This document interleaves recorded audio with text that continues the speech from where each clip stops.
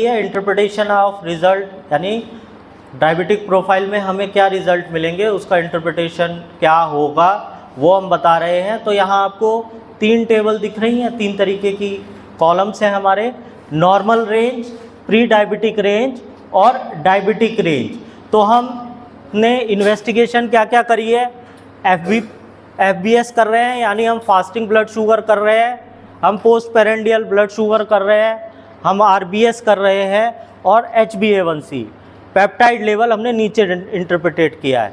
तो जब अगर हम नॉर्मल रेंज की बात करेंगे कि किसी की फास्टिंग में हमने सैंपल लिया और वो नॉर्मल है, तो नॉर्मल कितने पे नॉर्मल होगा, तो 70 से लेके 99 मिलीग्राम पर DL नॉर्मल रेंज होती है फास्टिंग ब्लड शुगर की।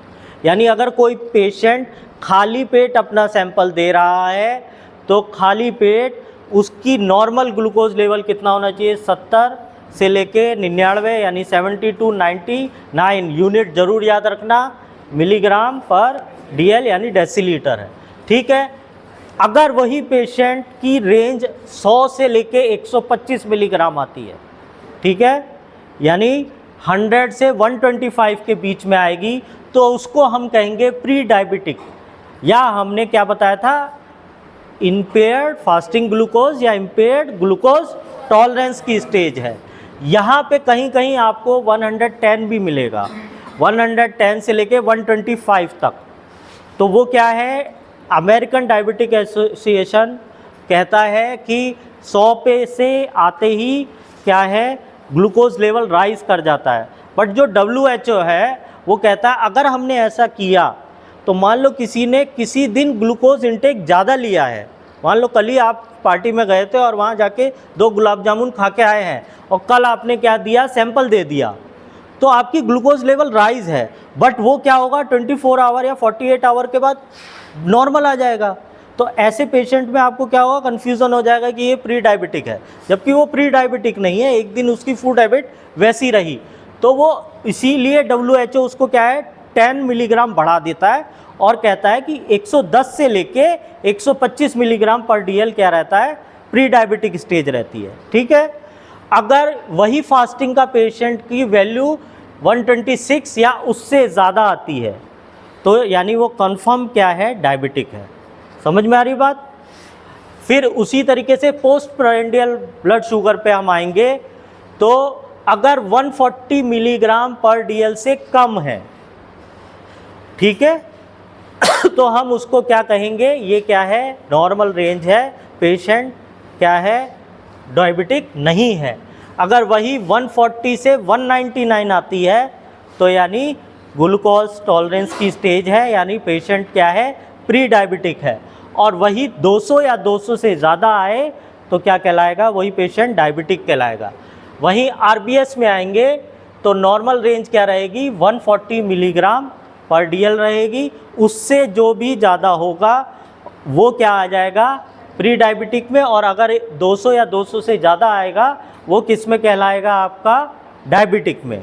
ठीक है, तो आप ज़्यादातर रिपोर्ट्स में देखते होगे 70 से 140, जब आप लैब रिपोर्ट्स देखोगे तो उसमें नॉर्मल रेंज लिखी होती है, तो ज़्यादातर में 70 to 140 लिखा होता है। वो किसके लिए है, वो RBS के लिए है कि 70 से नीचे जाएगा तो क्या हो जाएगा, हाइपोग्लाइसीमिया में चला गया वो, और 70 से ऊपर जा रहा है तो किस में कहलाएगा, 140 से ऊपर जा रहा है तो यानी वो क्या कहलाएगा, डायबिटिक में। ठीक है, फिर आते हैं HbA1c में।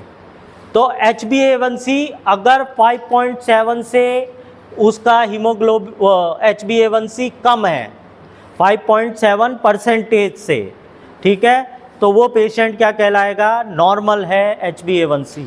अगर 5.7 से 6.4 है तो यानी वो कहलाएगा क्या है, आपका प्री डायबिटिक रेंज है।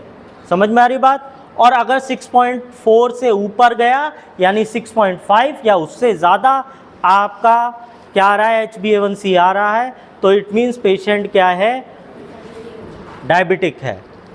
ठीक, अब बात आती है सी पेप्टाइड की, तो हम कहते हैं लो सी पेप्टाइड, 2 वैल्यू आएंगी, या तो लो आए या हाई आए। जितना पैंक्रियास इंसुलिन सेक्रीट करेगा उतना सी पेप्टाइड बनेगा। तो ये क्या है, लो एंडोजिनस इंसुलिन प्रोडक्शन, यानी पैंक्रियाज क्या कर रहा है, कम इंसुलिन को प्रोड्यूस कर रहा है।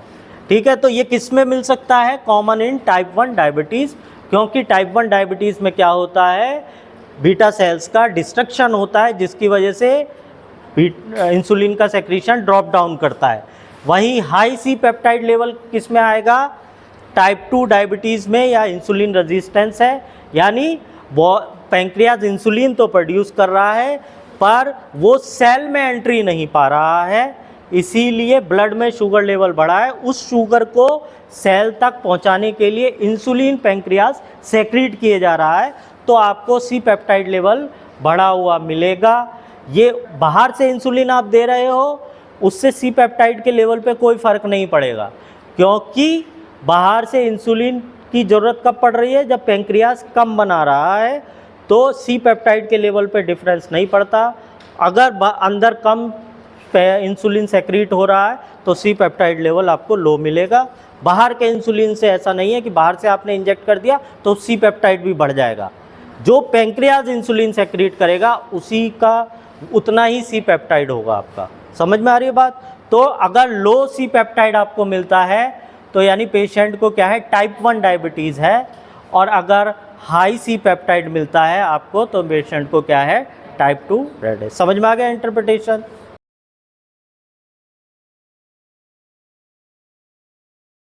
सैंपल लेंगे, कोई भी पेशेंट है उसका 3 टाइम सैंपल ले लेंगे। एक क्या होता है हमारा फास्टिंग, पीपी और रैंडम। फास्टिंग यानी कि वो शाम से कुछ ना खाया हो, ठीक है, और पीपी खाने के 2 घंटे बाद, और रैंडम कभी भी दिन में, ठीक है। और एक HbA1c होता है, ये सारे हम एक उसमें लेते हैं फ्लोराइड वायल में, ठीक है। जितने भी हम शुगर का टेस्ट करेंगे वो कौन सी वायल में लेंगे, फ्लोराइड वायल में। लेकिन एक HbA1c एक ऐसा टेस्ट है जो हम किस में लेंगे, EDTA वायल में। उसको हम फ्लोराइड वायल से नहीं लेंगे, उसको हम किस वाले में लेंगे, EDTA में, ठीक है। पूरे होल ब्लड से वो लगाया जाता है, क्योंकि उसको 3 महीने पहले एक OGTT आता है, GTTT, ये सब इसी के होते हैं, ग्लूकोज चैलेंज टेस्ट। इसमें क्या होता है, ग्लूकोज दिया जाता है पेशेंट को, ठीक है, 3 बार में घोल घोल के, उसके बाद सैंपल लिया जाता है। ये भी होता है। शुगर की फास्टिंग रेंज क्या होती है, 70 to 100, ठीक है, 100 रहता है। किस यूनिट क्या होती है, ठीक है।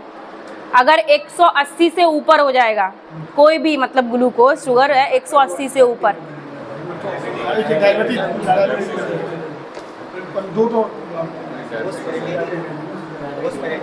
ना वो 140 से 190 से ऊपर।